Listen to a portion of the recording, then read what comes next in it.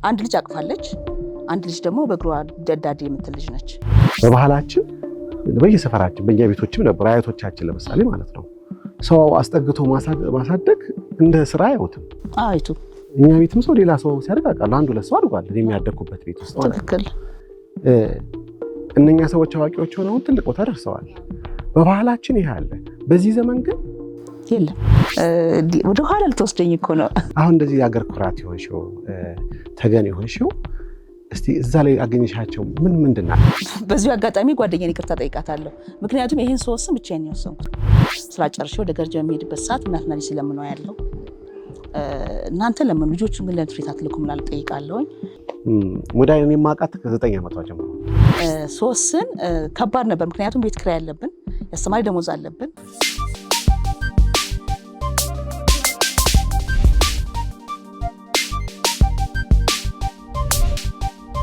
ክቡራን ተመልካቾቻችን እንግዲህ ዛሬ በሙዳይ በጎ አድራጎት ድርጅት ውስጥ ከሷ ጋር እንግዲህ በሷ ጫማ ሆኜ የተለያዩ ምሰራቸውን ሁኔታዎች እንግዲህ አይተናል። አሁን ደግሞ ቁጭ ብለን ልብ ለልብ ደግሞ ማለት ነው እንግዲህ ሙዳይ ደግሞ ማናት የሚለውን በደንብ አድርጌ ለማጫወት ሞክራለሁኝና ፕሮግራሜን ተከታተሉ። ለሙዳይ እንግዲህ በድጋሚ እንኳን በላመጣሽ። ምናልባት ብዙ ለማያውቁሽ ማለት ነው ምናልባት ሚስጥሩን ቀድሜ መናገር ካለብኝ ለተመልካቾቼ ሙዳይን የማውቃት ከ9 ዓመቷ ጀምሮ የኔን እድሜ እንዳትናገሩ ማለት ነው። በኋላ ታላቋ ነኝ። ያ ማለት እንግዲህ ከኦልሞስት ከ35 ዓመት በላይ ማለት ነው አልተሳሳትኩ። ስለዚህ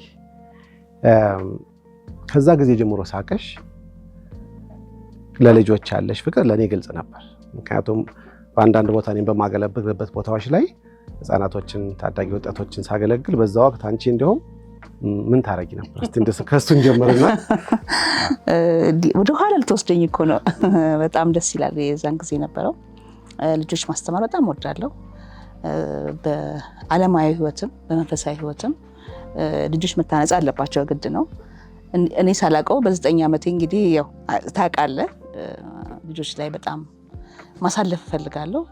ትልቅ ደስታ ማገኘው ከልጆች ጋር ስሆን ነው እንግዲህ እንዳየኸው ነው። እና ያው ግን በዛው ቀጠለ፣ በሚገርም ሁኔታ በዛው ቀጠለ ማለት ነው። ቮለንተሪ ያደረኩኝ በ15 ዓመቴ አንድ ትምህርት ቤት ላይ ሃይ ስኩል እየተማርኩኝ እግረ መንገዴን ደግሞ እንትን ሳረግ ቆየሁኝ ሳስተምር።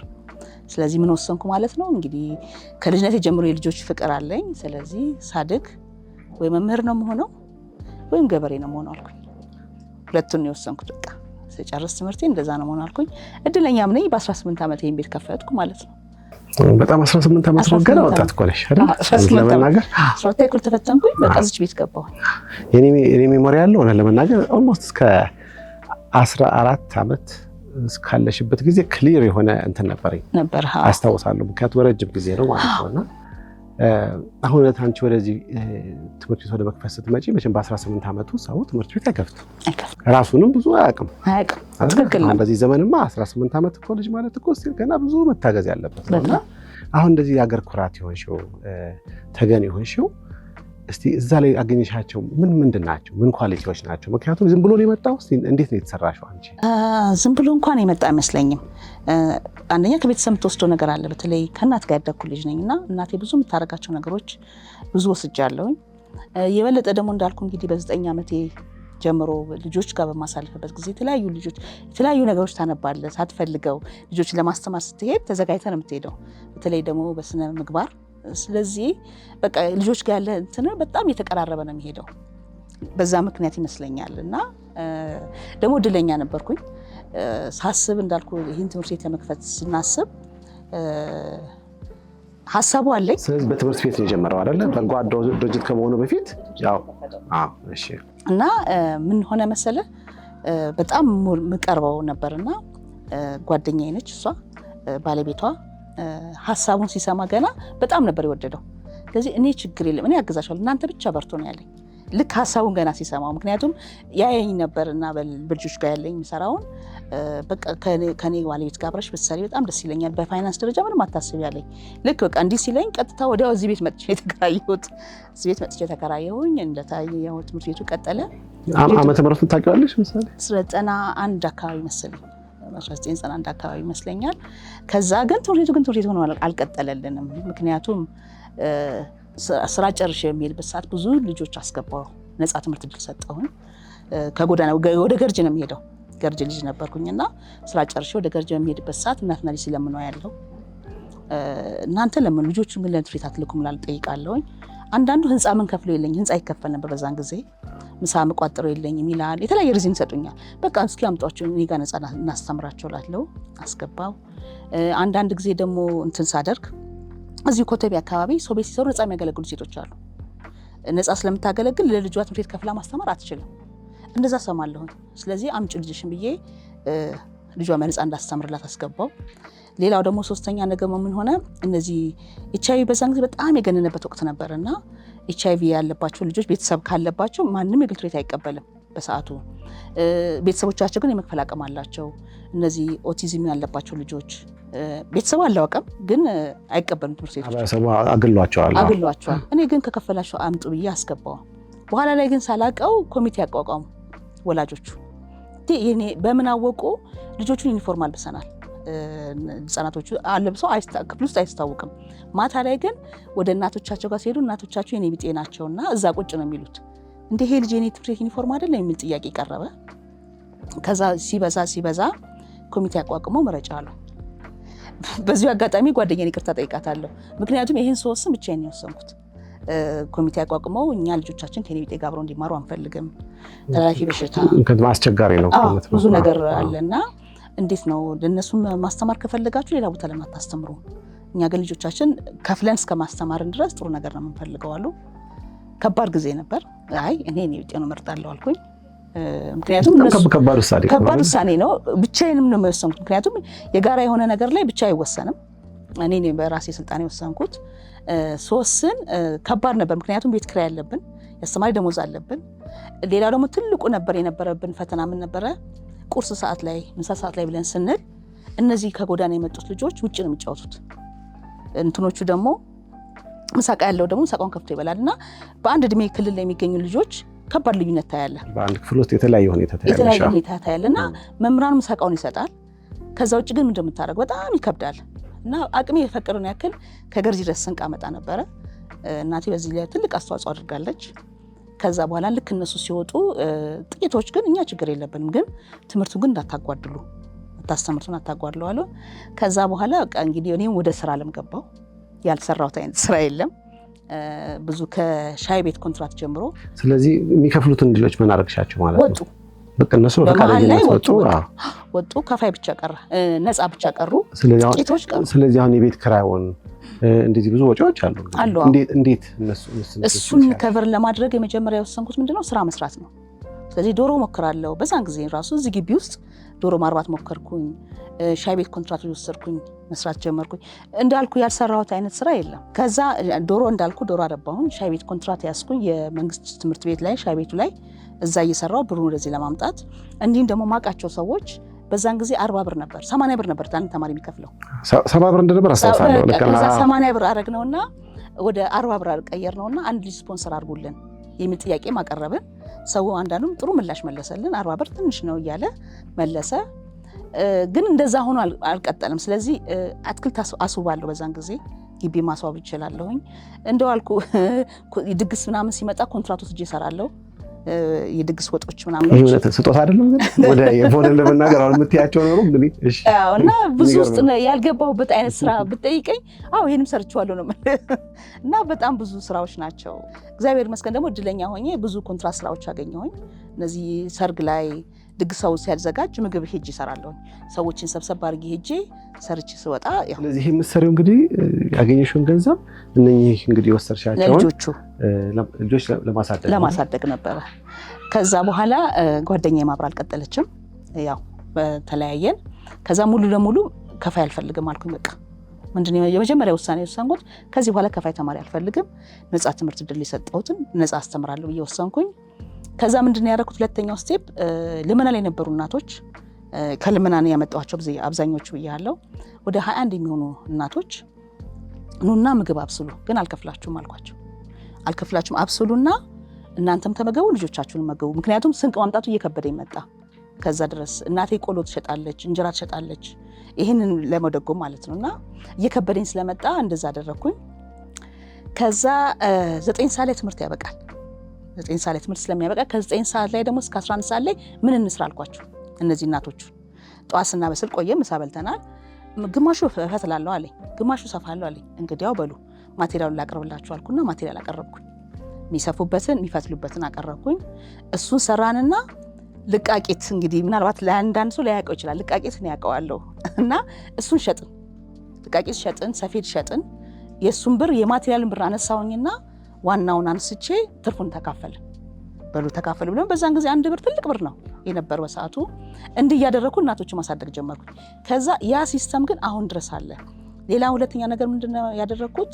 ምግብ አብሳይ አልከፍልም። ምግብ ሁሉም ወላጅ የኔ ነው የሚለው ስሜት እንዲኖርበት ትኩስ ምግብ መድረስ ስላለበት ራሱ ወላጁን ተራ አወጣሁለት። በሳምንት 1 ቀን አንድ እናት ለልጇ ማብሰል አለባት። እሷም ተመግባ ልጇን ትመግባለች ብዬ በሳምንት አንድ ቀን ሁሉም ወላጆች ተራ እንዲደርሳቸው አደረኩኝ። እናቶቹንም ግሩፕ እያጠናከርኩ መጣሁ ማለት ነው። ስራውንም እያጠናከርኩ መጣሁ። ዶሮዎች ነበሩ እዚህ ግቢ ውስጥ ብያለሁ። ዶሮዎቹ አይፈቀድም ከተማሪና ዶሮ አብሮ አይሄድም ስባል ዶሮቹን አወጣሁኝና ሌላ ቦታ ከብቶች ተከራየሁ። ከብቶችንም ጀመርኩኝ። ገበሬው ግብርና እወዳለሁ ብያለሁ። አንዳንድ ኮንትራት እያስኩኝ እርሻ ቦታዎች ቀረብ ወደ አዲስ አበባ ላይ ቀረብ የሚሉ ቦታዎች ላይ እርሻ እያረኩኝ መስራት ጀመርኩኝ። መሽሩም በዛን ጊዜ ብዙ አይታወቅም ነበር። እኔ መሽሩም መስራት ጀመርኩኝ። እንደው አልኩ ያልሰራሁት አይነት ስራ። አሁን ምን ለመናገር እንደው ጠለቅ ብሎ ለመጫወት አንድ ሆነ ማስታወሰው እነኚህ የምታያቸው ነገሮች በሙሉ በአንድ በሽታ የመጡ አይደሉም። እንግዲህ 20 ዓመቱን ነው እንግዲህ አንድ ቶሎ ይችላል። ልክ ነው። ምክንያቱም እያንዳንዱ የምታደርጋቸው ነገሮች ላይ የተለያዩ ግለሰቦች የሚሆን ተቋማት ሊሆኑ ይችላሉ የራሳቸው ሚና ተጫውተዋል። እነሱንም ደግሞ ፊታቸውን ለማየትና እዛ ድረስ እንግዲህ እንዲያግዙሽ ለማድረግ ብዙ የሄድሻቸው ነገሮች አሉ አይደለ? ሰው መጀመሪያ ምናልባት ዝም ከመጨረሻው ጀምርና አሁን ከዛ ወደ ኋላ እመለሳለሁ። ምን ያክል ሰዎች ነው እያገሻለሽ? እናቶች አሉ እንዳናቃለሁ፣ ህፃናቶች አሉ፣ ታዳጊ ወጣቶች አሉ፣ ከውጭ የሚመጡ አሉ። ሲነኝህን በአጠቃላይና እስከዛሬ ደግሞ ያገሻቸው የሰዎች ቁጥር ምን ያክል ነው የሚለውን መጀመሪያ ለተመልካቾቻችን ነው እናካፍልና ከዛ ደግሞ ውስጥ ነው ጠለቅ ብለን እንወያያለን። በአሁኑ ሰዓት ወደ 750 ልጆች አሉ። ከአራስ ጀምሮ ነው ያሉ እስከ ዩኒቨርሲቲ ድረስ። በእናቶች ደረጃ ደግሞ ወደ 500 አሉ በአሁኑ ሰዓት። እንደው በአጠቃላይ በእናቶች ደረጃ ከ2000 በላይ እናቶች አውጥቻለሁ። በዚህ በአመታት ውስጥ 2000 አውጥቻለሁ ማለት ራሳቸውን ችለው ራሳቸውን ያስተዳደሩ መጥተው የሚያግዙ ማለት ነው። መጥተው የሚያግዙኝ በሰዓቱ ትራንት ተረጂ ነበረች። ዝቅተኛ ኑሮ ነበር የምትኖረው። አሁን ግን በራሷ ቆማ የራሷ ገቢ ኖሯት የራሷ መስራት የምትችለው ነገር ሆና መታ የምታገዘኝ እናት አለች። እስቲ አንዷን በተመለከተ አሁን ከምታገኛት 2፣ 3፣ 4 ሺህ ብር እንደ 50 ብር መታ ታገዛለች። አዎ በደንብ ያገዛል። አሁን ለምሳሌ አንዷን ታሪክ ልንገራችሁ። የእሷን ታሪክ እንደውም ላጫውታችሁ። እሷ ሴትዮ በመጀመሪያ ምንድን የሆነችው የ15-16 ዓመት በፊት ይሆናል። ትመጣና አገሬ ልግባ አገሬ መግቢያ ብር ስጪኝ ትለኛለች። ከዛ በኋላ ዝም ብላ መታ ነው የጠየቀችኝ። ከዛ በጣም ያሳዝኑ አንድ ልጅ አቅፋለች። አንድ ልጅ ደግሞ በእግሯ ዳዴ የምትል ልጅ ነች። ከዛ በኋላ ገና ዳዴ ማለት የጀመረች ልጅ ስለሆነች እሺ ጥሩ አገርሽ ግቢ ብዬ አልብሻት ትራንስፖርት ብር ሰጥቻት ወደ አገሯ ላኳት። አገሯ የሄደችው ምንድነው ባሏ ጥሏት ስለሄደ ነበር ወደ አገሯ መግባት የፈለገችው። አገሯ ግን ስትሄድ ባሏ ቤተሰብም አልተቀበላትም። እንዴት ልጅ ይዘሽ ብንትመጫለሽ ዲቃላዎች ብለው መለሷት። ሲመልሷት አዲስ አበባ ትገባና ሰው ቤት ትነሳራለች ነፃ 2 ልጆች ይዛ ማለት ነው። ከዛ ልጅቷ እኔ ጋር ድጋሚ ስትመጣ 7 ዓመት ልጅ ሆናለች። ልጁ ወደ ዓመት ከምናምን ሆኖታልና ልጅቷ አጋጣሚ የሳሎን ቤት መስታወት ትሰብራለች። የሳሎን ቤት መስታወት ስትሰብር ሴትዮዋ በቃ ታባራቸዋለች። ቤት ሰራተኛ ሆና ያገለገለች ነው እየሰራች ስታባራት በቃ ተያዥ ከሌለም ደግሞ ሰው ቤት አይቀጠርም ሰራተኛ። ስለዚህ ያላት አማራጭ ምንድነው? ጎዳና መኖር ነው። ጎዳና እየኖረች ማታ ማታ ስለሚያስቸግሯት ቤተክርስቲያን ታድራለች። ቤተክርስቲያን ተከለከለ፣ ማደር አይቻልም ተባለች። ከዛ ጎዳና አንድ ቀን ስታድር ሌሊት ላይ የሰከሩ ሰዎች ሲያስቸግሯት እጇም ተሰበረ። ራሷን ተከላክላ አዳነች። ስለዚህ ተኝታ ማደር አልቻለችም። ቀን ካለመነች ደግሞ ሌሊት ካልተኛች ቀን መለመን አትችልም። ስለዚህ ምን ነው የተጠቀመችው? ቀን ትለምንና ማታ ማታ ከእስረኛ ጋር ማደር። እስር ቤት እየገባች እስር ቤት ትሄድና እንደ ታሳሪ ሆና አብራ ማደር ጀመረች። እንደዛ ስታደርግ ደግሞ ህጉ ደግሞ አይፈቅድም። እንዴት ከእስረኛ ጋር ወንጀል ከሰሩት ጋር ህፃናቶች ይዘሽ 2 ልጆች ናቸው፣ አንድ ሴትና አንድ ወንድ ነው ያለው፣ አይፈቀድም ስትባል ምን አደረገች? መጨረሻ ላይ እኔ ጋር የተገናኘችው እስር ቤት ደጅ ላይ ማንም አይነካት፣ ከፖሊስ ጣቢያው ደጅ ላይ እያደረች ነው ከኔ ጋር የተገናኘችው። ለፕሮቴክሽን ለደህንነት ስትል ነው ጠጋ ያለችው ማለት ነው። አዎ ለዛ ነበር ጠጋ ያለችው። ከዛ ከኔ ጋር ተገናኘች። አንደኛ ልጇ ትምህርት ቤት አልገባችም፣ ወደ 8 ዓመት ሆኗታል። ልጇ ወደ ትምህርት ቤት ገባች። እሷም መጣች እኔ ጋር፣ ያው ሙያውን ሰለጠነች፣ ቤት ተከራየሁላት። ሙያ ሰለጠነች በኋላ በጣም ጎበዝ ሸክላ ሰሪ ወጣት፣ በጣም በውድ ዋጋ የሚሸጡ ሸክላዎች አወጣች። ልጇ ተማረችላት። ይሄ ህፃን ልጅ የነበረው እኔ ጋር ኬጂ ተምሮ ጨርሶ በአሁኑ ሰዓት በቆንጆ ትዳር ላይ በቆንጆ ህይወት ላይ እየኖረች አንዳንዴ አልፎ እየመጣች ታግዘናለች። የሚገርም ታሪክ ነው። አሁን ለመናገር ይሄንን ማመን ይቻላል? ግን እንደዛ አይነት ነበር ሰው ማንም ሰው ማመን አይችልም። በአሁኑ ሰዓት እኔ እንጃ መኪናም ሳትይዝ አትቀርም አሁን ይመስለኛል። እስከዚህ ደረጃ ደርሳለች ለማለት ፈልጌ። በጣም ደስ የሚል ታሪክ ነው። ስለዚህ አሁን ቅድም የነገርሽኝ እንግዲህ ከ750 የሚሆኑ በላይ ህፃናቶች አሉ አለሽና እነሱን አሁን እያበላችሁ እያጠጣችሁ ነው። እናቶቹስ እንዴት ነው የሚታገዙት? እሱን እስቲ እንደው ትንሽ በደንብ አብራሪልኝ። ለልጆቹ ሙሉ ድጋፍ ነው የምናደርገው። ሙሉ ድጋፍ ስል በቀን 3 ይመገባሉ፣ ህክምናቸውን እንችላለን፣ አልባሳታቸውን እንችላለን። በቃ አንድ ለልጅ የሚያስፈልጉ መሰረታዊ ነገሮች በሙሉ እናሟላለን። እናቶቹን ግን በእግራቸው እንዲቆሙ የሚፈልጉት አይነት የስራ መስክ እንዲሰማሩ እናደርጋለን። ከዚህ ግቢ ውጭ ተጨማሪም እንጀራ ጋገራም አለን። በተለያየ ቦታዎች እንጀራውን እንጋግራለን። ስለዚህ ከተጨማሪ ከግቢ ውጭ ስልጠናዎችም በሚፈልጉት ላይ ይገባሉ። ከዛ በኋላ ከፈለጉ እኛ ማዕከሉን እንቀጥራቸዋለን። እንደ ማንኛውም ሰራተኛ ሆነው ይቀጠራሉ። አይ እኔ ደግሞ ወጥቼ ራሴን ችዬ መስራት እችላለሁ ሙያው አለኝ ካሉ ደግሞ ራሳቸውን ችለው መውጣት ይችላሉ። አንዳንድ ጊዜም በተለያየ አጋጣሚ ተምረው የሚወድቁ እናቶች አሉ። ትምህርቷን ጨርሳ ወይም ዩኒቨርሲቲ ገብታ ግን እድሉ ሳይመቻቻት ቀርታ ተመልሳ ጎዳና የምትወድቅ እናት አለች። ለእሷም ደግሞ ትንሽ ነገር ካመቻቸላት ተመልሳ የተሻለ ጥሩ ስራ እንድትይዝ እናደርጋለን ማለት ነው። እና ድጋፉ ለልጆቹ ሙሉ ድጋፍ ነው። እስከ መጠለያም ጭምር ነው የምንደግፋቸው። ስለዚህ አሁን የሚማሩ ተማሪዎች አያቻለሁ። እዚህ የሚማሩ ተማሪዎች አሉ። ወጥተው ደግሞ ቁርስና በላ ደግሞ ያየኋቸው አሉ ወደ ውጭ የሚወጡ። አሁን ምንድን ነው በሁለቱ መካከል ያለው ልዩነት? እዚህ ግቢ ውስጥ የሚኖሩ ልጆች አሉ፣ እኔን ጨምሮ ብዙ ሰዎች እንኖራለን። ምን ያህል ትሆናላችሁ? ወደ 300 እንሆናለን በማዕከል ውስጥ ልጅ ማዋቂ። እዚህ ማዕከል ውስጥ ያየኋቸው 2-3 እንግዲህ ግቢዎች አሉ። በእነሱ ውስጥ ወደ 300 ይሆናሉ ልጅና አዋቂ ሆኖ። እነሱ ማለት ያው ግቢ ውስጥ ያድራሉ፣ ጠዋት ተነስተው ወደ ትምህርት ቤት ይሄዳሉ ማለት ነው። ትምህርት ቤት የሚሄደው ደግሞ እዚህ ማዕከል ውስጥ የሚንከባከባቸው እንግዲህ አያለሁ መቼም እናቶች ምናምን አያለሁ። ስለዚህ እነኚህ ሁሉ እንግዲህ የሚከባከባቸው ሰው አለ ማለት ነው። አስቀምጠሻል ማለት ነው። እናት ካለች እናት የምትንከባከብ ልጇ። አንዳንዴ እናትና ልጅ ያስቀባል። እናትና ልጅ አሉ ማዕከል ውስጥ የሚኖሩ። በተለያየ አጋጣሚ እናትየው ታማሚ ሆና ከመጣች እስክታገግም ድረስ እዚህ እንድትቆይ ያደርጋለሁ። ልጇን ለማሳደግ ስትል እዚሁ ታግዛለች ማለት ነው። ታግዛለች። ከዛ ሲሻላት ደግሞ ትለቃለች፣ ቤቱን ትለቃለች። አራሶች አሉ ለምሳሌ ልክ 3 ወር 4 ወር ሲሆናች ደግሞ ለተረኛ ደግሞ ይለቃሉ። ያየ ነው ማለት ነው። ሰው ማሳይ ተሸኛለ። ልክ እንደሱም አይነት አሉ። ሌላ ደግሞ ሞግዚቶች አሉ ትክክለኛ ተከፍሏቸው ልጆቹ መንከባከብ ያለው በተለይ ቤተሰብ የሌላቸው ልጆች አሉ፣ ኦርፋን የሆኑ ልጆች አሉ። እነሱን ደግሞ ሞግዚቶች አሉ በደንብ የሚንከባከቧቸው። ግን የበለጠው ደግሞ መንከባከቡ ደግሞ እርስ በርስ ነው የምንንከባከበው። ትልቁ ነገር ትልቁ ልጅ ትንሹን ይደግፋል። እንደምታየው ብዙ ወጣቶች አሉ እዚሁ ያደጉ ናቸው በማዕከል ውስጥ። እነሱ ወጣቶቹ ደግሞ እነሱ እንዲያግዟቸው ያደርጋል እና ከትንሹ የትልቁን አርአያ እያየ ነው የሚሄደው። የሚገርመው ወልሽ የተወሰኑ ነው ባሁን ጀምሮ የተወሰኑትን በ6 ዓመት 7-8 ዓመት ማቃቸው የመጡ ሲስሙኝ አየሁ ማለት ነው። ደንግጬ ለካስ የዛን ያክል አንድ ሰው ህይወት የሚቀየረው የልጆቹ ብቻ አይደለም የኛንም ነው። ልክ ነው። አንዳንዴ ያለፏቸውን አጋጣሚዎች እጸጸትበታለሁ። ምናልባት እኮ የዚህ ፕሮግራም ዓላማ ምንድነው? የሚመለከቱ ብዙ ሰዎች አሉ አይደለ? እድልህ ሳያመልጥህ ያዝ የሚል አባባል አለ። ያዝ። ምክንያቱም አሁን እንኳን እነኚህ ልጆች ተወሰነ የምናውቃቸው በተለያየ ጊዜ ምናልባት ነው በእኔና ባንቺ ግንኙነት መካከል በእኔም ድርጅት ማለት ነው ይሁን ኢቨን ድርጅት ከመሰረቴ በፊትም ወጣትም ሆኜ አንቺ ድርጅት መጥቼ ቮለንቲር ሳግዝ ማስታወሳቸው ነገሮች ምንድነው? ጀመረን የመልቀቅ ቴንደንሲ አለና ልክ ነው። ልባችን ደስ ይለንና የተወሰነ ጊዜ ሳምንት 15 ቀን አንዳንዴ ዓመትም ሊሆን ይችላል ትርቅ ያለች ግን ልጆቹ አድገው አሁን ከኛ እኩል ሆነው አቅፎኝ ሳይ ምን ነው እድሉን ተጠቅሜ ባገዝኳቸውና የሆነ ባደረስኳቸው ኖርና አሁን ለመናገር ምን ይሰማሻል መጀመሪያ ይሄን ስታይ? በጣም ደስታ ነው። አብሶ ሲደረስ ዋው እንዴ ድር ያለው ወልደዋል፣ እዚህ ደረጃ ደርሰዋል። እንግዲህ የዳርኳቸው ብዙ ልጆች አሉ። ወደ 225 ልጆች አስመርቂያለሁ። ዩኒቨርሲቲ ስራ ይዘዋል። ወደ 225 ልጆች በ24 ዓመት ውስጥ ማለት ነው። አዎ አስመርቄ ስራ ይዘዋል። በቲቲአይ ነው የሚባሉ ከ10ኛ ክፍል በኋላ ደግሞ በእንደሱም ደግሞ የተለያየ አርት ውስጥ የገቡ ልጆች አሉ፣ ያገቡም አሉ እንዳልኩ። አሁን ደግሞ በቅርቡ ደግሞ ደስ የሚለው በሕክምና አንድ ልጅ እንደው በጣም ማደንቀው ልጅ እኔ ጋር ሲመጣ ትንሽ ከፍ ያለ ልጅ ነበር። ወደ 12 ዓመት ይሆነዋል። ምንም ቤተሰብ የለውም። ግን ከባዱ ችግር ምንድነው? የሚጥል በሽታ አለበት።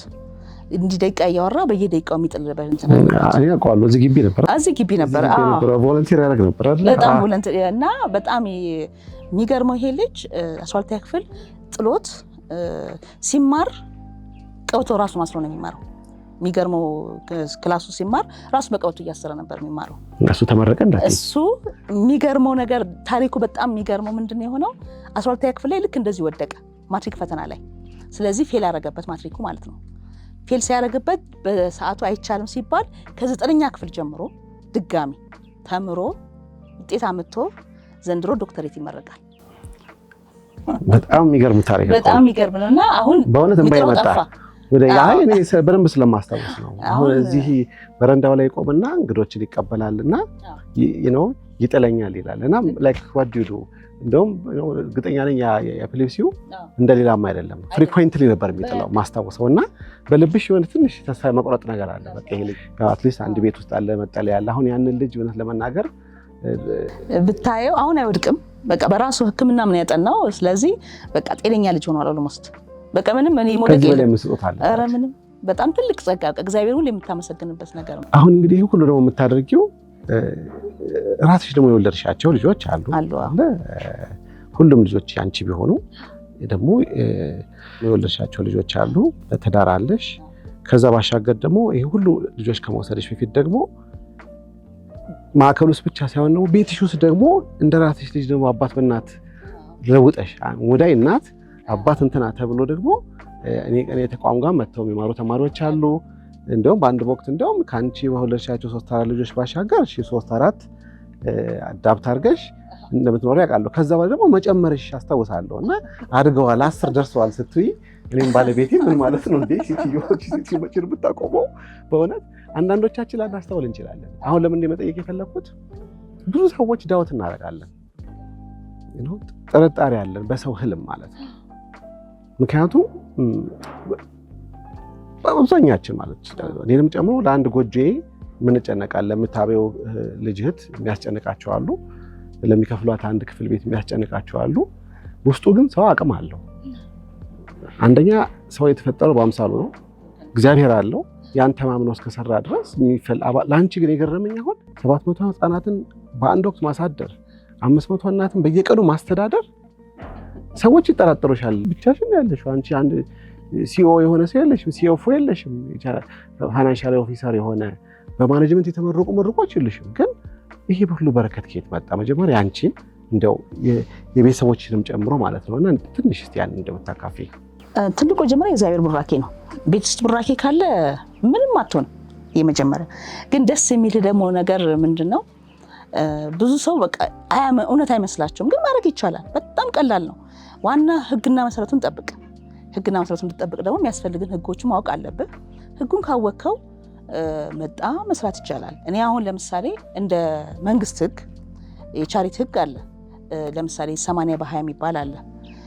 20% ብቻ ነው ለአድሚን ኮስት የሚወጣው። ምሳሌ ነገር እኛ ግን ከ95 ወርደን አናውቅም።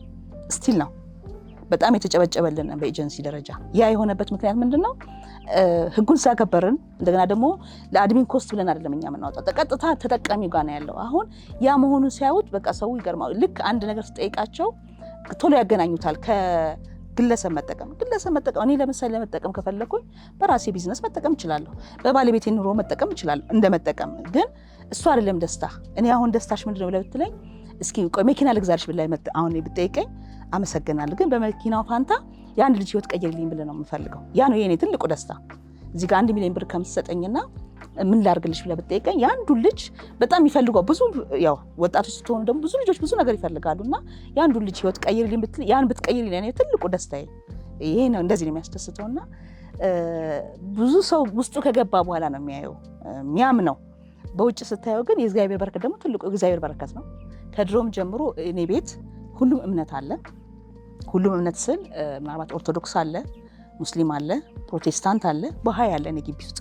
ይሄ ሁሉ እምነት ግን በአንድ ላይ ሆኖ ማታ ስራ ጨርሰው ሁሉም ወደ ቤት ሲሰናበት፣ በተለይ እናቶቹ ደረጃ ላይ ጸልየው ነው የሚሰናበት። ሁሉም በየራሱ እምነት። ቅድምም እንዳየኸው ምናልባት ዛሬ አጋጣሚ አንድ እህታችን ሞታለችና ሜሞሪያል ሰርቪስ እየተደረገ ነው ያለው፣ የጸሎት ይደረጋል።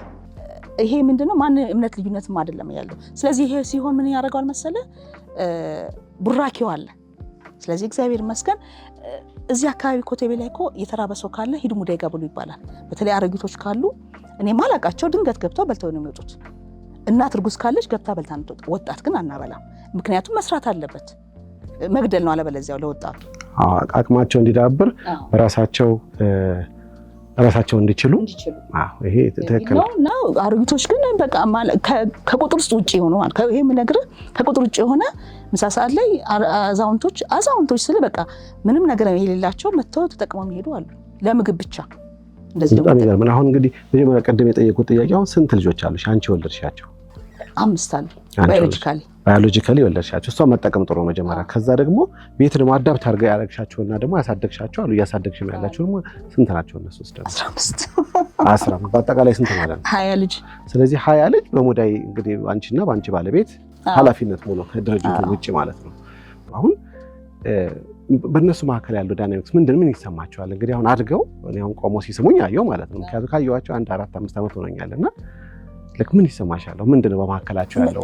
ግን ልዩነት የለም። ደስ የሚለው ነገር በተቻለኝ አቅም ምንም አይነት ኢቭን ታውቅ እንደነበረ ታውቃለህ። እዚህ ትምህርት ቤት በነበረኝ ሰዓት ልጆቼ እዚህ ነበር የሚማሩት። እንደዛ ነው ማድረግ የምፈልገው እና ለልጄ ለወለድኩት ልጄ ይሄን ገዝቼ ለእነሱ ደግሞ የሚያድጉት ልጆች ናቸው ብዬ ማድረግም አልፈልግም። ለሁሉም እኩል ነው ማደርገው እስካሁንም ድረስ ማለት ነው። እና በተቻለኝ አቅም ምንም አይነት ልዩነት እንዲፈጠር አልፈልግም። ሁሉም ባገኘኝ ሰዓት ብርቅ ነኝ። ለወለድኳቸውም ልጆች ብርቅ ነኝ።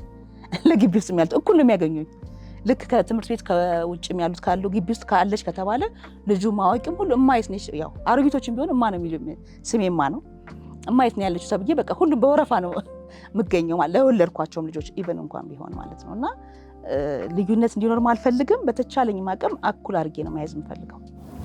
እሺ ሙዳይ፣ አሁን ለምሳሌ እዚህ ውስጥ ያሉትን በሙሉ ሰዎች ማለት ነው እንግዲህ የምታስተዳድርባቸው እንግዲህ እንደኛ ንግዶች እንዲመሳሰሉ ነገሮች አሉ ብለሽኛል። እና ከነኚህ በተጨማሪ እንግዲህ ግለሰቦች መጥተው የሚያግዙሽ አሉ ለምሳሌ። ምክንያቱም አንዱ የዚህ ዓላማ ምንድነው ያንቺን ፕሮግራም ማስተዋወቅና ሁልጊዜ እንደተቸገርሽና እንደጠየቅሽ እንደሆነ አውቃለሁ። ሁልጊዜ ለአንቺ አይደለም ዛሬ እንኳን እዚሁ ከአንቺ ጋር ፕሮግራም እየሰራው በስልክ መጣ ማለት ነው። የሙዳይ በጎ አድራጎት ድርጅት ደግፉ 1 ብር ምናምን የሚል ነገር አየሁ ማለት ነው።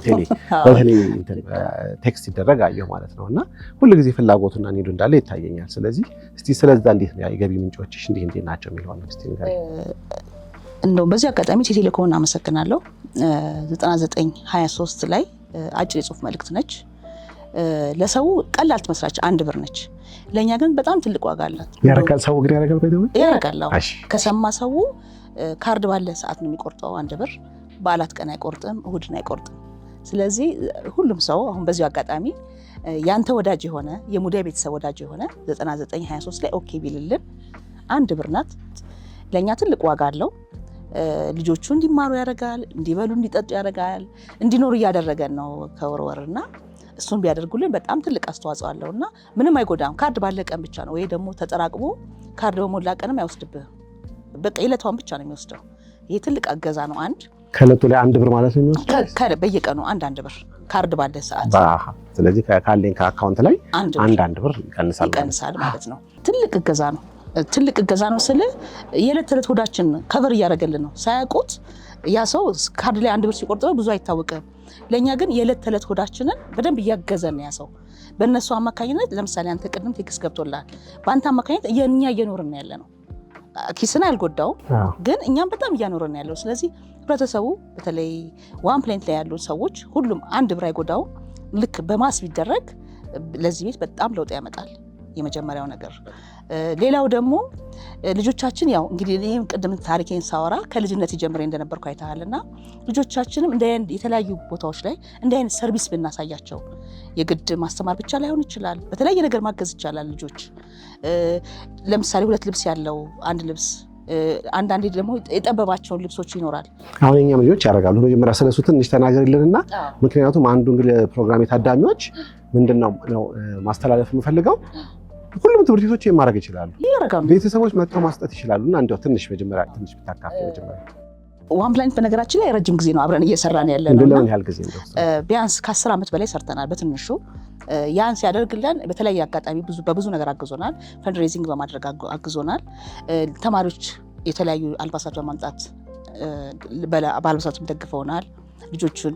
እንዲሁም ደግሞ ልጆቹ መጥተው ከኛ ልጆች ጋር አብረው ተቀላቅለው መጫወታቸው ራሱ ትልቅ ዋጋ አለው። እኛ ፍቅር እንፈልጋለን።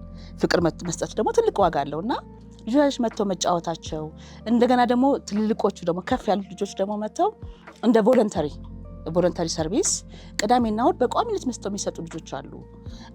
ልጆች ስፖንሰር ያደርጉ አሉ። እናንተ ጋር ልጆች ስፖንሰር አድርገው በርዝዴያቸው ላይ ጠርተዋቸው አብረው ሲያከብሩ አይቻለሁ። ይሄ ራሱ በቃ ትልቅ ነገር ነው። መጽሐፍ አመጣው ላይብረሪ ሲያቋቁሙ አስታውሳለሁ። አዎ ፀጉር ሲቆርጡ አስታውሳለሁ። ኳስ ቲም አዘጋጅቶ አረ በጣም ብዙ እኔ አሁን ለመናገር የኔ ልጅ ራሱ ቅዳሜ የመጣች ለምሳሌ ፀጉር ትቆርጥ መጀመሪያ እሱ ሀሳብ እንደመጣ አላውቅም። ምክንያቱም ልጆቹም መተን የኛም ልጆች የኛም ቤተሰቦች ቅዳሜ ጠዋት ለረጅም ጊዜ ከአንዳንድ ወዳጆቻችን ጋር ሆነን ልጆቹን ያው የሞራል ትምህርት ማስተማር፣ ስለ ንጽህና ማስተማር፣ ስለ አካባቢ ጥበቃ እናስተምራቸዋለን። አካባቢያቸውን ራሱን እንደው ማጽዳት ሁሉ ክላስሩሞቹ ሁሉ ቅዳሜ እናጸዳ ነበርና ትክክል። በአንድ ወቅት ምን አለች እኔ ፀጉር መከርከም ፈልጋለሁ ስትል 13 ዓመቷ ነበር። አልገባኝም፣ ወደ ለመናገር አልገባኝም። ምን ማለት ፀጉር መከርከም? አይሽ ልጆች ሆነው የትኛው አይነት ግልጋሎት እንኳን ማገልገል እንዳለባቸው ያውቃሉና መታ ሁሉ ጊዜ መታ አርጋ አልኮሏ ምናምን መታ ዛሬ 7 ሰው ከረከም ከባለቤቴ ጋር ማለት ነው። እና ያ ምን ያሳየኛል? እያንዳንዱ ልጅ እኮ ከየቤቱ ያለ እኮ በየአካባቢ ያለውን ልጅ ማገዝ ይችላል። አሁን ወዲያ ይቅርታ አድርጊልኝ፣ እኔ አሁን አንድ ፕሮሞት እያደረኩ ያለሁት በዚህ ሚዲያ ላይ በዚህ ፕሮግራም ላይ ያንቺን ብቻ አይደለም። ትክክል። ምክንያቱም እንደዚህ እኮ ወላጅ አልባ የሆኑ ልጆች በየሰፈራችን አሉ። ጫፍ ላይ አፋፍ ላይ የወጡ እኮ አሉ። አሁን ይህን ፕሮግራም የሚመለከቱ በሺዎች የሚቆጠሩ ሰዎች ማለት ነው። በአካባቢያችን ላይ የሉም ወይ እነኛ ሰዎች መታገዝ የሚችሉ? ምክንያቱም ይመስላችሁ ይሆናል ብዙ ብር አያስፈልግም። አንቺን ሁሉ ሰው መርዳት ከቻልሽ ከሺህ በላይ የሆኑ ሰዎች በቀን ውስጥ አብረተሽ ማጠጣት ከቻልሽ እንዴት ያ ሰው ተቸገረ ብዬ አንዳንዴ እውነት ለመናገር እንደው ምናልባት ለእነዚህ አይነት ሰዎች ምን መክራለሽ? እንደው ከባድ ነው እነኝህ ልጆች ማገዝ አይደለም። ብር አይደለም ሰውን የሚያግዘው፣ በመጀመሪያ ደግሞ ፍቅር ነው የግድ። አሁን እኮ አንተም አልከው ያንተ ልጅ መታ ስትከረክም የ13 ዓመት ልጅ ነች አይደል? ብር ኖሯት እኮ አይደለም የመጣችሁ፣ ግን በምን ማገዝ እችላለሁ ብላ አስባ የመጣችሁ አይደለ? ስለዚህ ሌላ ደግሞ የ5 ዓመት ልጅ ለምሳሌ መጥቶ ማዕከላችን ላይ ከልጆቹ ጋር ቁጭ ብሎ ከተጫወተ እኮ ራሱ ማገዝ ነው። የግድ ወደ ገንዘብ ጋር ባናረገው ለማገዝ ከፈለግን ጎረቤቶቻችን ጋር አሉ እኮ ልጆች ኑ እስኪ አብረን እንጫወት ብለው ቢጫወቱ ያላቸው ልጅ ለጎረቤታቸው ልጅ ቢያካፍሉ ማካፈል የሚባለውን ነገር ብናስተምራቸው። የሚገርመኝ ታውቂያለሽ፣ አሁን ድሮ እንደምታውቂው በባህላችን በየሰፈራችን በእኛ ቤቶችም ነበር አያቶቻችን ለምሳሌ ማለት ነው ሰው አስጠግቶ ማሳደግ እንደ ስራ አያዩትም። አይቱ እኛ ቤትም ሰው ሌላ ሰው ሲያደርግ አውቃለሁ። አንዱ ለሰው አድጓል የሚያደግኩበት ቤት ውስጥ ማለት ነው። ትክክል። እነኛ ሰዎች አዋቂዎች ሆነው አሁን ትልቅ ቦታ ደርሰዋል። በባህላችን ይሄ አለ። በዚህ ዘመን ግን የለም። ኮንዶሚኒየም ውስጥ የሚኖር በ200 ሰው ካር ቤት ውስጥ የሚኖር ሰው ግን ሰውን ማሳደግ ኢቭን አይደለም እንኳን ልጅ መውለድ እንኳን ያልቻሉ ወይ ደግሞ ለዛ ጸጋ ያልተሰጣቸው ሰዎች እንደ አማራጭ ልጅን ማሳደግ ለጉዲፈቻ ማድረግ እንደ ከባድ ነገር አይተውት በጣም ሲቸገሩ ሰዎች አያለው። ምክንያቱም እኔም ራሴ ሁለት ልጆችም በተጨማሪ ከልጆቼ በላይ ማሳደገው አለና አሳደጌ ለነሱም ለኖትሊስት በተወሰነ ደረጃ ኮሌጅም ደርሰው የተማሩ ነው ያሉትና ምናልባት there is something in common በእኔና ባንቺ ባኮር ብያለሁ። ኦፍ ኮርስ ያንቺን አክል አስተዋጽኦ ባላደረግም የራሴን ደግሞ እየሞከርኩ ነው። ግን ይህን ልምዳችንን ይህንን ያየነውን ነገር ለሰዎችም እናት ነሽና ያንቺ ደግሞ በጣም አስቸጋሪ ነው። እኔ ስራ ዘርፍ ለየት ይላል፣ ያንቺ ደግሞ በጣም ለየት ይላልና ምን አይነት መከራለሽ ነው በሺዎች ለሚቆጠሩ ሰዎች? የመጀመሪያው ነገር ፍላጎት ይወስናል። እኔ ብዙ ጊዜ ሰዎች ይመጡና የሚጠይቁኝ ምንድነው መሰለ፣ በመጀመሪያ ከዚህኛው በፊት ጥያቄ በፊት ቮለንተሪ የሚባለው ነገር አሁን የተለመደው ነጭ ነው መጥቶ ቮለንተሪ የሚያደርገው። በጣም ነው የሚያሳዝነው። በበጎ ፈቃድ መስራት የሚመጣው የውጭ ዜጋ ነው። ኢትዮጵያውያኖቹ ሴት ነው ያሉት በእነሱ እድሜ ክልል አሁን ግን ደስ የሚል ነገር በጣም ተለመደ። የግድ ህፃን ልጅ አይጠበቅበትም ወይም ወጣት አይጠበቅበትም። ትልልቅ ሰዎችም የተለያየ የመጡ ነው ያሉት። ይሄ መጀመሪያ በጣም ደስ ያለኝ ነገርና በጣም ለውጥ ያየቡበት ነገር ነው።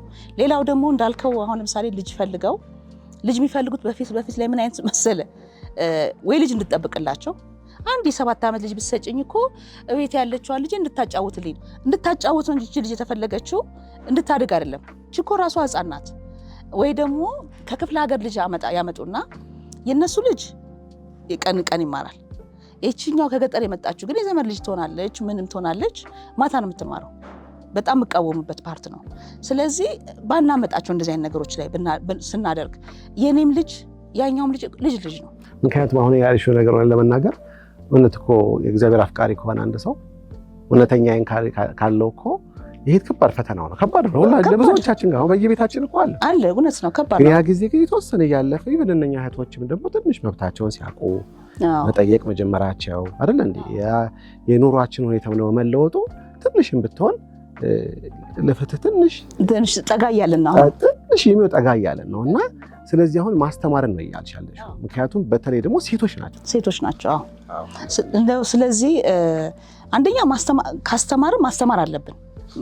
ያለመማር ደግሞ የሚያመጣውን ኢፌክት ብዙ አሳይቻለሁ። ቅድም እኔ ራሴ በትንሹ ያጋጠመኝ ነው። ትምህርት ወሳኝ ነው። እንደገና ደግሞ በተለይ ደግሞ ሴቶች መማር አለባቸው። ሴት ስትማር ደግሞ ያው አገር ለተማረ ነው የምንለው እኮ አይደለ? ሴት ልጅ መጀመሪያ የልጁ አስተማሪ ስለሆነች መማር አለባት። ስለዚህ የግድ ሴቶች ላይ ትኩረት ብናደርግ ደግሞ ገንዘቡ ከብዶ አይደለም። አሁን የሚከፈል ነገርም የለም። ጊዜው አሁን ጥሩ ሆኗል። የመንግስት ትምህርት ቤቶች ላይ ነፃ ነው፣ ክፍያም የለውም። ስለዚህ ብናደርጋቸው እንደገና ደግሞ አሁን ለምሳሌ እኔ ትንሽ የሳንቲም ካለችኝ ጎረቤቴ ያለችዋ ልጅ የግድ በጎ አድራጎት ብሄድም አይጠበቅብኝም። ጎረቤቶች ያለችዋ ልጅ ለማስተማር ብጥር የሆነ ወጪዋን ከቨር ባደርግላት ትንሽ ነገር ነው ያደረኩት፣ ግን ለእሷ ግን የህይወቷ ሙሉ ነገር ልቀይርላት እችላለሁ። እና ሁላችንም እንደ ሰዎች ትንሽ ኮንትሪቢዩት ብናደርግ በእርግጥ ብዙ ነገር እንቀይራለን። ትክክለኛ ፍትህ የሆነውን ውስጥ እንገባለን ብዬ አስባለሁ። ይሄ ደግሞ አሁን እየሆነ ነው ያለው፣ ግን ገና ይቀረናል። አሁን ገና ወደ ኋላ ነን ያለ ነው፣ ግን ለውጥ አለ። ይሄ ለውጥ ግን ለሁላችን ለማስቀጠል ከቤታችን ነው የምንጀምረው። እኔ ከራሴ ቤት ነው መጀመሪያ ያለብኝ። እዛ ጋር እነዚህ ልጆች መስጠት አለባችሁ እያልኩ እያወራሁኝ እኔ ቤቴ ካልሰጠሁኝ ግን ምን እያደረኩ ነው? እኔ መጀመሪያ ምሳሌ መሆን አለብን ለአንድ ነገር። ምሳሌ ሆነን ወላጆች በተለይ ለልጆቻችን። ምክንያቱም አሁን ልጆቻችን አብዛኛው ጊዜ እያየናል ያለው ሶሻል ሚዲያ ላይ ነው ያሉት። ይሄ በተለያዩ ድረገጾች ላይ ያሳለፉ ቤተሰባዊነት ፍቅርም እየጠፋ ነው ያለው። ልክ ነው።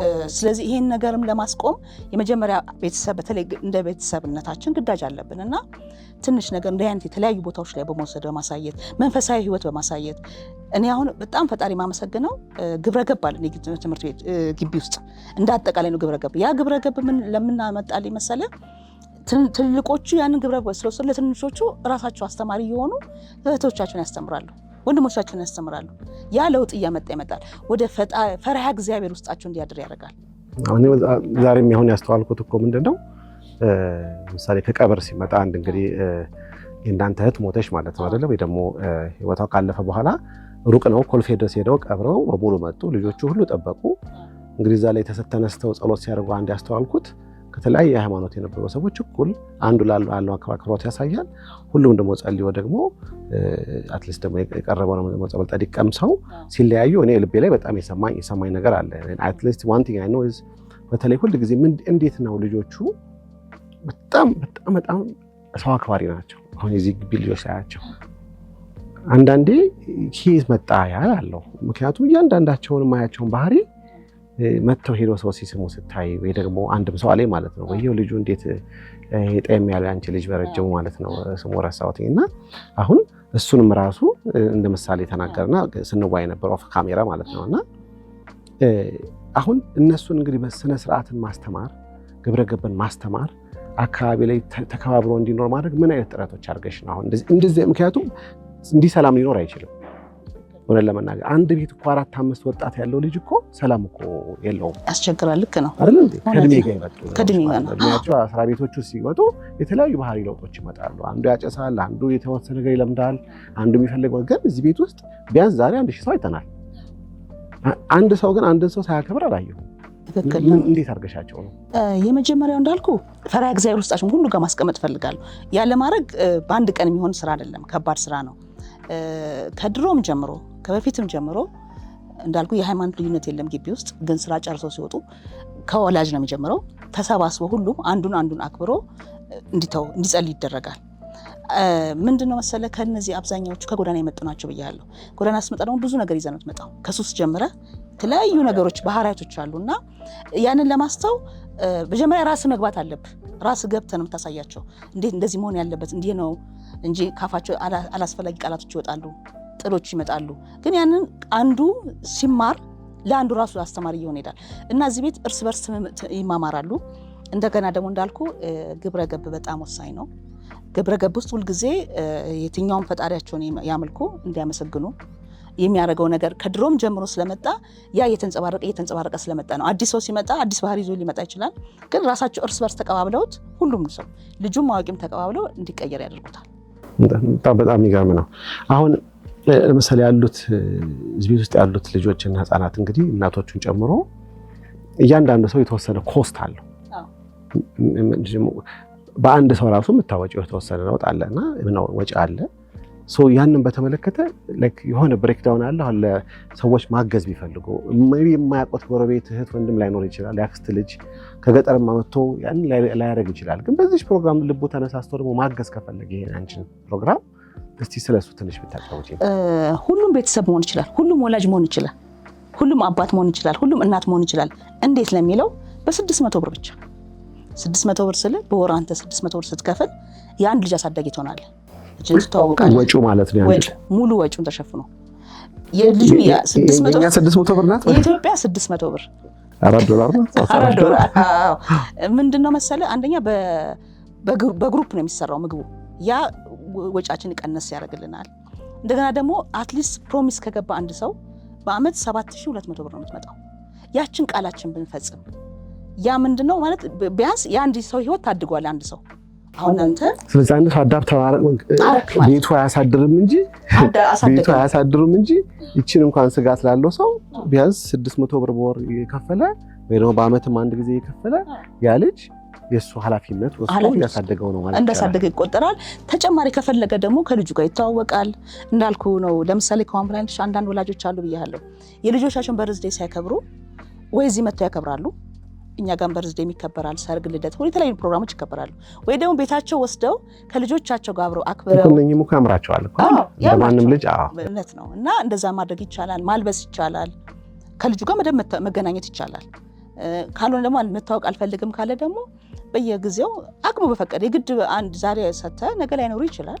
ግን አትሊስት ፕሮሚሳችን ብንጠብቅ ብንችል 1 አመት ካልሆነ ደግሞ ብናሳድገውና ፍሬውን ብናየው ያለው ደስታ እንግዲህ እኔ ውስጥ ያለው ደስታ በምንም ላሳየው አልችልም። ምክንያቱም የረጅም አመታት ነው ፍሬያቸውን አይቼ በልቻለሁ። ስለዚህ አሁን ደግሞ ፍሬው እንዳይቆምብኝ ደግሞ በጣም እታገላለሁ። ምክንያቱም ቀመስከው ቀምሰው አይቆምም። ስለዚህ አሁን ይሄንን በደንብ መቼም አስተውያለሁ።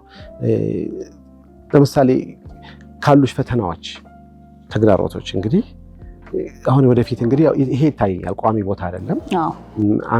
አንድ ሁለት ቦታዎች ተሰጥተውሻል። አንዱ አቃቂ አካባቢ ነው፣ አንደኛው አያት አካባቢ ያለው ብለሽኛል። ለጊዜው እንግዲህ በአንድ ፍትህ ላይ ነው የተወሰነ እንግዲህ ፍትህ ለማግኘት ያንን ቦታ ወደ አንቺ ለማስመለስ ጥረት እያደረግሽ ነው ያለው። ግን ረጅም ጊዜ እንደሆነ አውቃለሁ። ግን እዚህ አካባቢ ላሉ ግን አሁን ምንድነው አንዱ የሚያሳስበኝ እኔ የማውቀው ይሄንን ነው። ላለፈው 25 ዓመት አካባቢ የማውቀው ይሄን ቦታ ነው። እናቶቹም እዚህ ነው ያሉት። ከዚህ ተነስተው አያት መሄድ አይችሉም። ህፃናቶቹም ከዛ መሄድ አይችሉም። ምክንያቱም በዚህ አካባቢ ነዋሪዎች ናቸው አንዳንዶቹ። ድጋፍ የሚያደርጉ እናቶቹም ከዚህ አካባቢ እየመጡ ነው። እና አሁን ያለኝ ጥያቄ ምንድን ነው ፕላንሽ? እንዴት አድርገሽ ነው ይህን ቦታ በቋሚ ደረጃ ልትሰሪ የምታስቢው?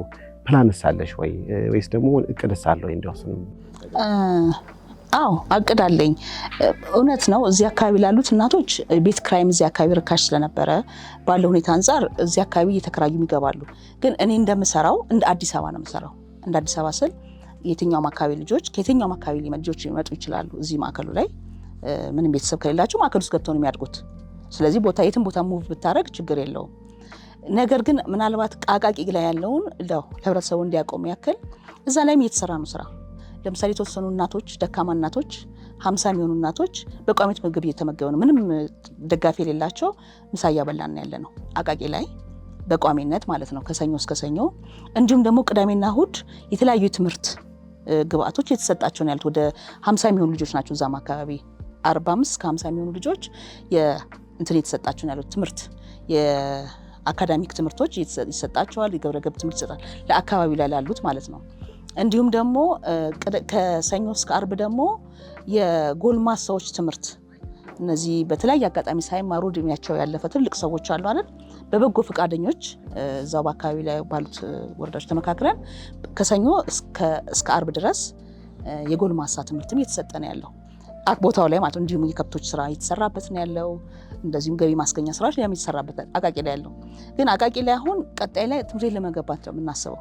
በተለይ አጸደ ህጻናት በጣም ቦታ ይፈልጋል። በጣም ብዙ ህጻናቶች አሉ እዛ አካባቢ ላይ ልክ እንደዚህ መታገዝ የሚፈልጉ ህጻናቶች አሉ በጣም እና ለነሱ መዋያ የሚሆን ትምህርት ቤት ለመገንባት እቅድ ይዘናል። እንዲሆን አወጥተናል። እንግዲህ ወደ ስራ በቅርቡ እንገባለን ብዬ አስባለሁ። በአቃቂ ላይ ለኮተቤ ላይ ያለው ለመግዛት ማስበን ነበር ቦታውን። ምናልባት ትንሽ ብሩ በጣም ኮስቲ ስለሆነብን አልደፈርነውም ብዙ። ግን ሀያቱ ላይ ከተሰራለን ምናልባት ሀያቱ ላይ ካለቀልን ቀረብ ያለ ቦታ ነው።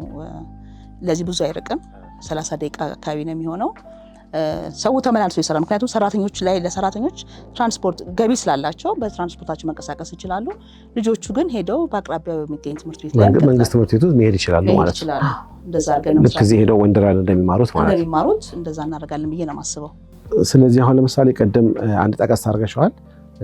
እንግዲህ በአጋርነት የሚያግዙሽ እንደ ኢትዮ ቴሌኮም ብለሽ ያንን እንደ ምሳሌ ጠቅሰሻል።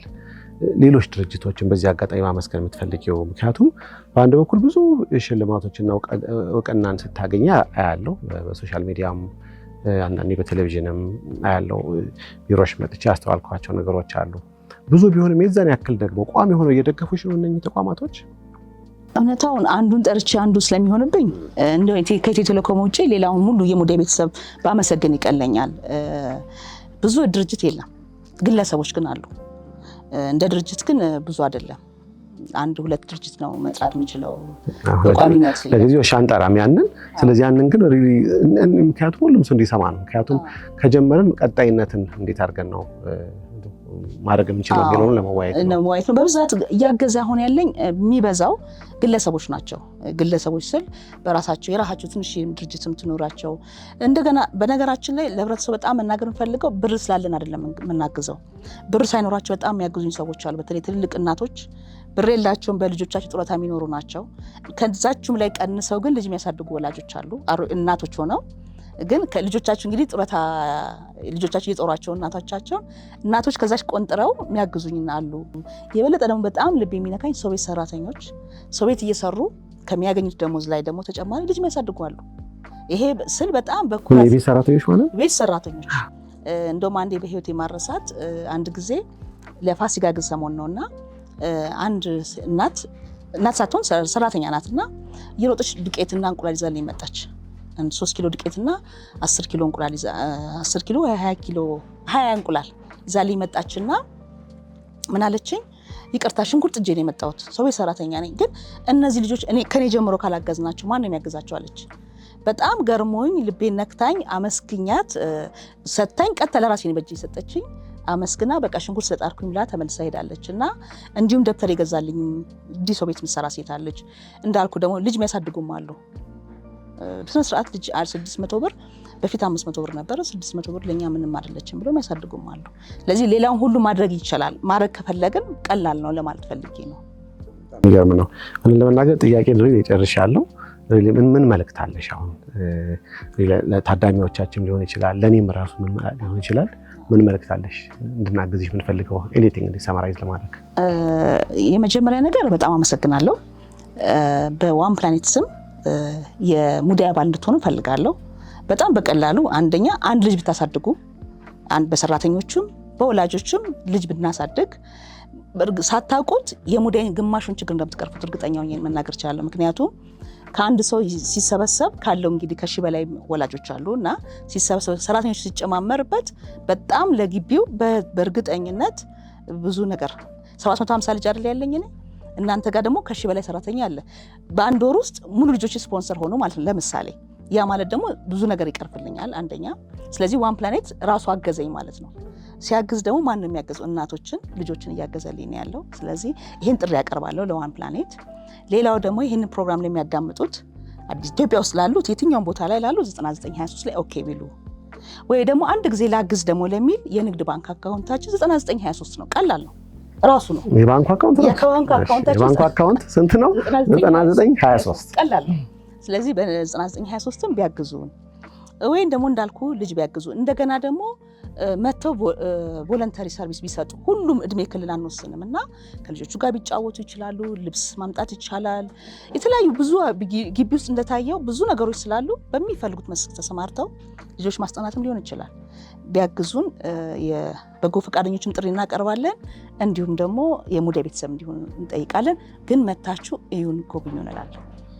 በጣም አመሰግናለሁ። አሁን እንደ አንድ ቃል መገባው ማለት ነው። አንደኛ እውነት ለመናገር ባለፈው 10 ዓመት ብለሻል። ከዛም በላይ እንግዲህ በአጋር ተቋምነት ያንቺን ጥረት እንዲሳካ እንግዲህ በኮሌን እኔም ተቋሜም ቤተሰቤም ስንጥር ነበረ። በተጨማሪ ደግሞ አንድ ቃል መገባው ማለት ነው እንግዲህ አሁን ያልሽውን ተቋሚ ውስጥ ያሉ ሰራተኞችም ወላጆችም ይሁኑ እንደዚሁም ደግሞ በዚህ ዋን ፕላኔት ሚዲያ እንግዲህ ሚዲያን የሚከታተሉ በሙሉ እንግዲህ ይህንን ሞቢላይዝ አድርጌ በጥቂት ቀን ውስጥ እንግዲህ አንድ ፍሬ ማየት የምንችልበት አይነት ውጤት እናመጣለን።